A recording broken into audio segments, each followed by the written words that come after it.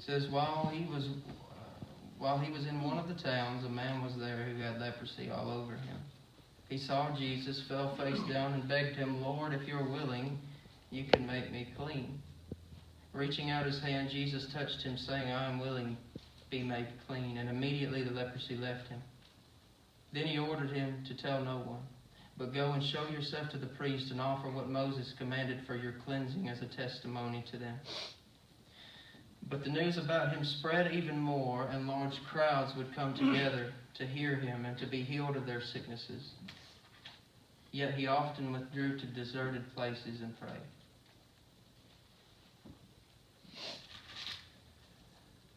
The first word in verse 16 is actually translated yet or but.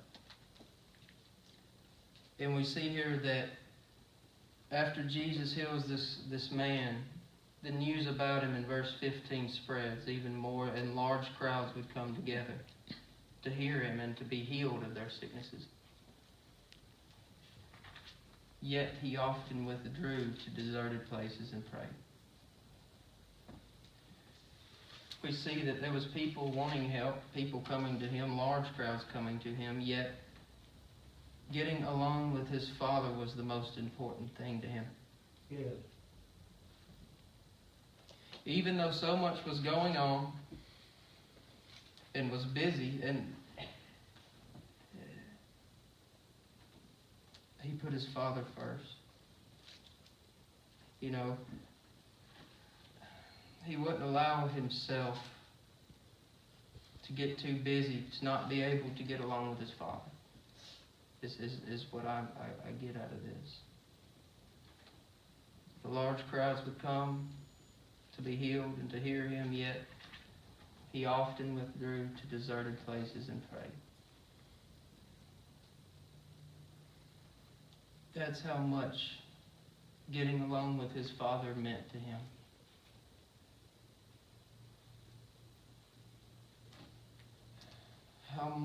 How long, how much does it mean to you to get along with your Father? Does it mean that much to you? Even when you're busy, even when life is going on and you feel like you don't have enough time and time's just running out and you got this and that, and by the time it's over, it's late and you're tired and your flesh wins and that's it. How much does he mean to you? Turn with me to Luke chapter 6, verse 12. You probably don't have to go very far. 6:12.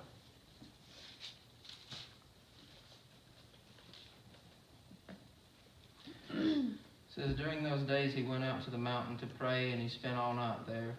He spent all night in prayer to God. Here again we have Jesus going to the mountains and getting along with God. Verse 13, when daylight came, he summoned his disciples, and he chose 12 of them, whom he also named apostles. And it goes on to tell their names. Jesus here had a decision to make the next day. And Jesus spent all night long in prayer to God about a decision he had to make the next day.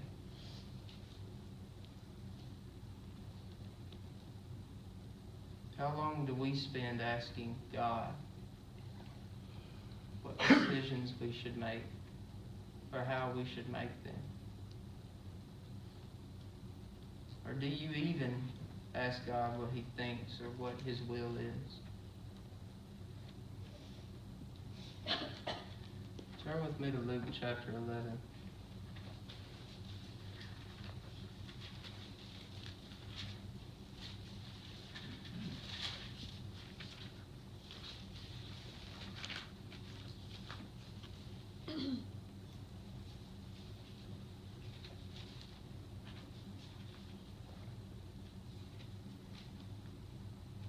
Here we have Jesus with his disciples praying.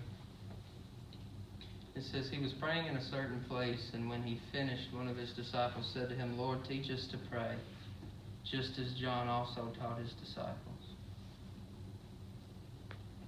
Here his disciples could have asked him to teach him anything. They had seen miracles. They had seen all the great things, all the miraculous things that Jesus had done up to that point. And they had also seen how he prayed. And out of all the most amazing things that he did, the one thing they asked him to teach them is how to pray. It's the most important thing that you can do. Amen. It was the most important thing to the disciples. They wanted Jesus to teach them how to pray. Praying is the most awesome thing you can do. Amen. But my question is, do you know how to pray? Turn back with me to Matthew chapter 6, I'm sorry.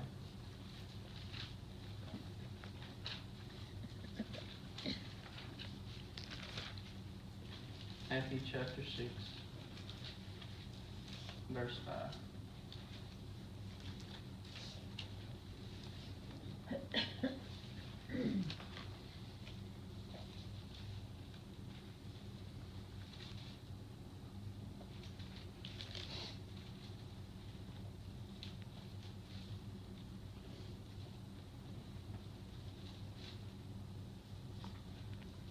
It says, whenever you go and pray, you must not be like the hypocrites, because they love to pray standing in the synagogues and on the street corners to be seen by people.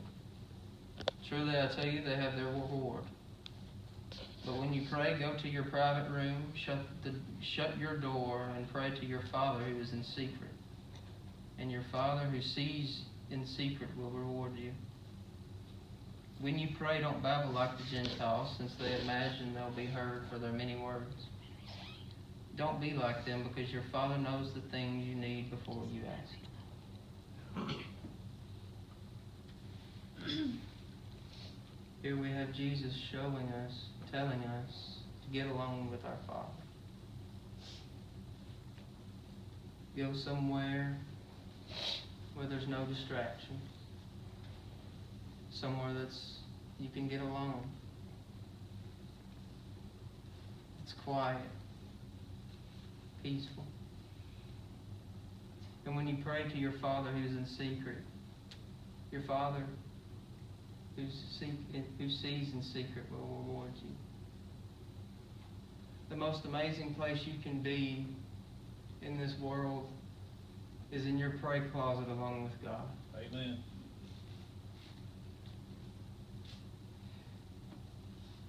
It's the most amazing thing.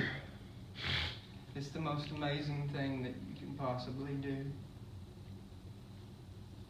You get alone and talk to your Creator who created you, who formed you.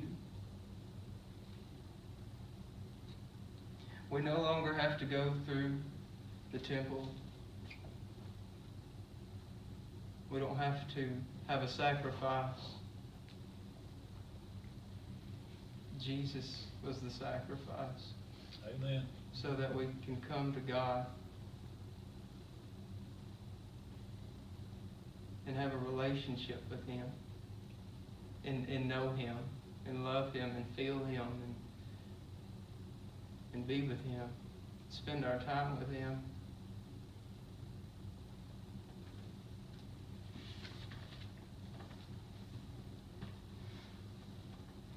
My question is tonight, do you know Him?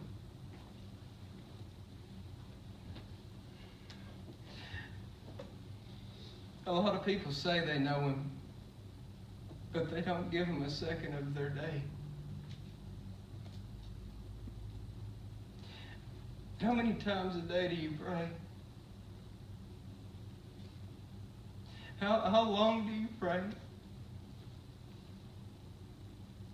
Do you even get along with Him?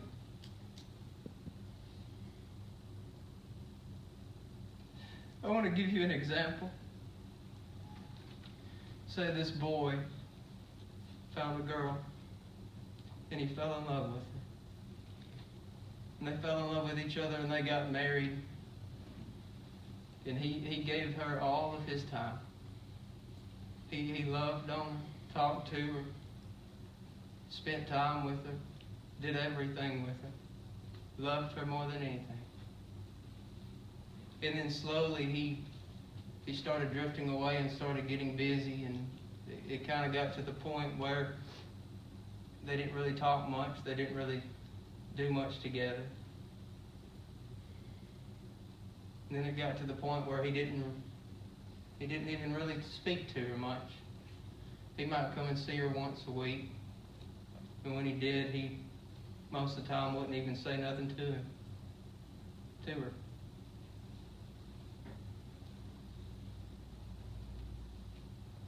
We wouldn't call that a relationship, would we?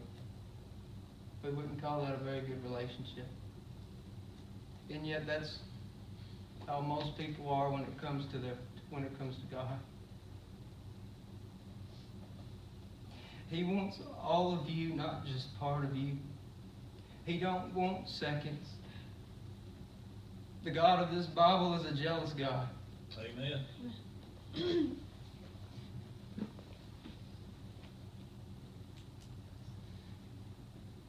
So many people come to this place on Sunday morning,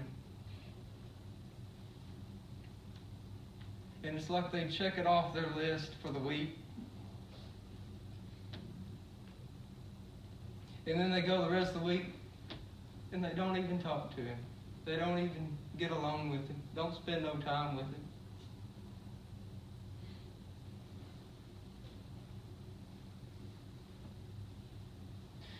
It's like a lot of people just want a free ticket to heaven without the relationship. Amen.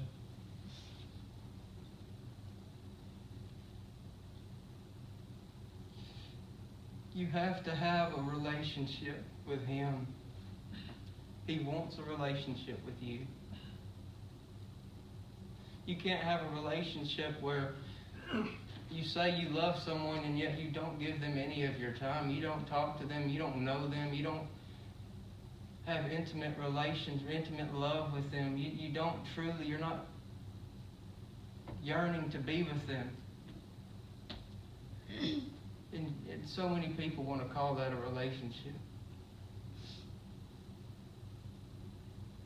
I fear that a lot of people that's like that, when they stand before God on Judgment Day, and Jesus is standing there, and they look at Him and say, well, Jesus, I'm a Christian. I said I was a Christian. And He's going to look at him and say, I don't know you. Who are you? You didn't give me none of your time. You didn't live your life for me. Matthew chapter 7, Jesus says, let's go to Matthew chapter 7.